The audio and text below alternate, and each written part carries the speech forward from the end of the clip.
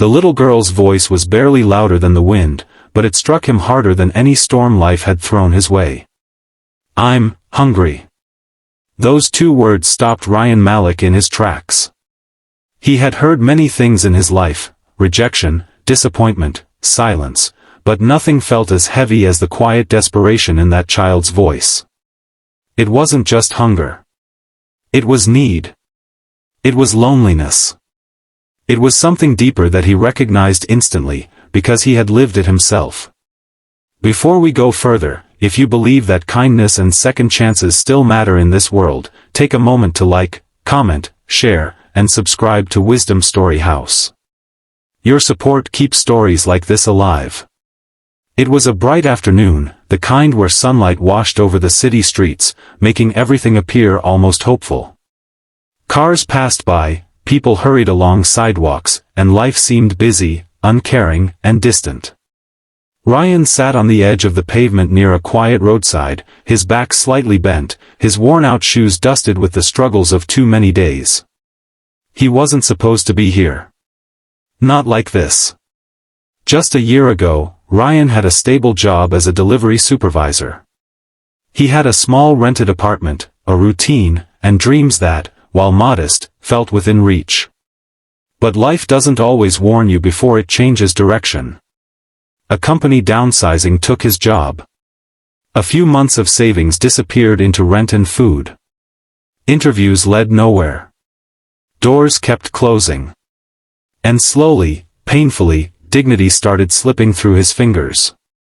Now, he lived day to day, picking up odd jobs when he could, skipping meals more often than he admitted, and carrying the quiet burden of survival. That afternoon, he had managed to buy a single sandwich with the last of his money. It wasn't much, just bread and a thin filling, but to him, it meant everything. It was his only meal for the day.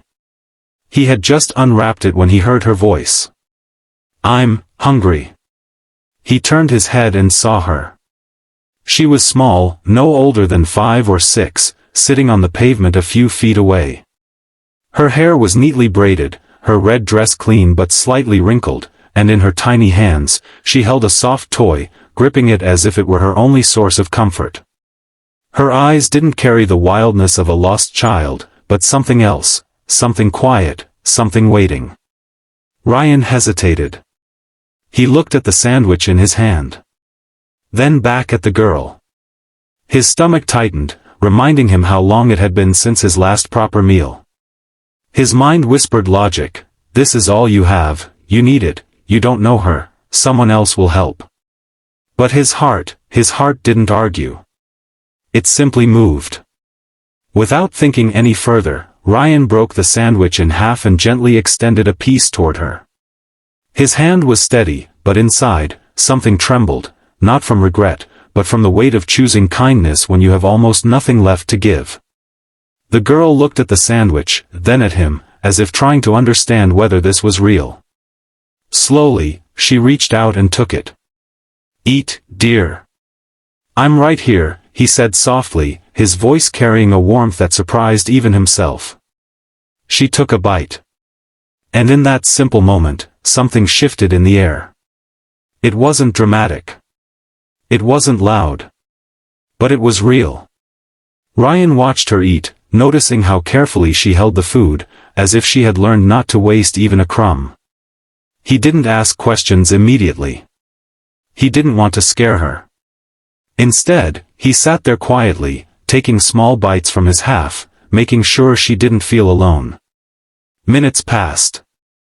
The city continued moving around them, unaware that something meaningful was unfolding on that small patch of pavement. "Where are your parents?" Ryan finally asked, his tone gentle. The girl didn't answer right away. She looked down, clutching her toy tighter. "I was in the car, then I got out," she said, her words simple but unclear. Ryan frowned slightly. Something didn't feel right.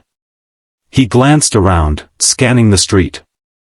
There were cars, people, shops, but no one seemed to be looking for a child. No panic. No urgency. Just normal life. "Do you remember where you came from?" he asked again.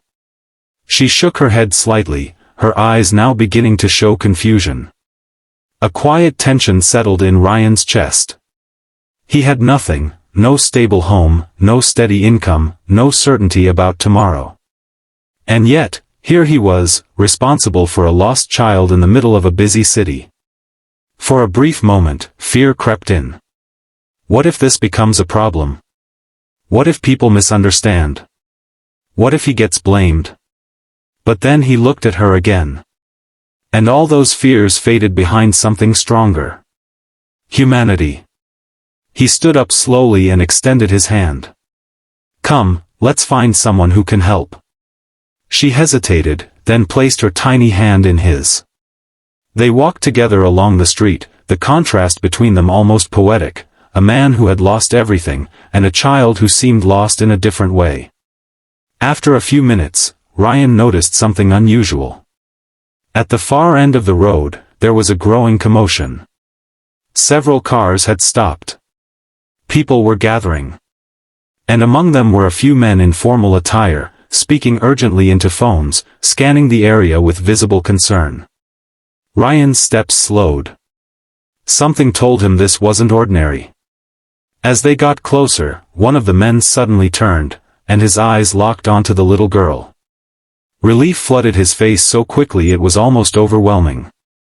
There she is, he shouted. Within seconds, the calm street transformed into controlled chaos. The men rushed toward them, one of them kneeling immediately in front of the girl, his voice shaking as he asked if she was okay. Ryan instinctively stepped back, unsure of what was happening. Another man approached him, his expression a mix of urgency and suspicion. Where did you find her? Ryan raised his hand slightly, not in fear, but in clarity. She was sitting there, she said she was hungry. I just gave her food. The man studied him carefully, then looked at the half-eaten sandwich still in Ryan's hand. Something softened in his eyes.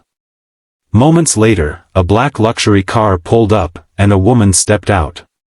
Her presence commanded attention, not because she demanded it, but because it followed her naturally. Her eyes went straight to the child.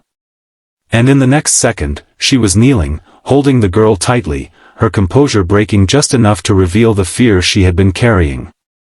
My child, my baby, she whispered. Ryan watched quietly, understanding now. This wasn't just any child. She was someone important. Very important. As things settled, the woman stood up and turned toward Ryan. Her gaze was intense, searching, but not unkind. I'm told you helped her, she said. Ryan shrugged slightly. She was hungry. There was no pride in his voice. No expectation. Just truth. The woman paused. In a world where people often calculated every action, this simple honesty felt rare. You didn't know who she was, she said. Ryan shook his head. She is my daughter, the woman continued. And I don't think I can thank you enough. It was only then that Ryan realized the scale of the situation. The cars, the security, the urgency, it all made sense now. This was a family of immense wealth. A billionaire family. And yet, in that moment, none of that mattered. Because hunger doesn't care about wealth. And kindness doesn't ask for identity. The woman took a step closer. What is your name?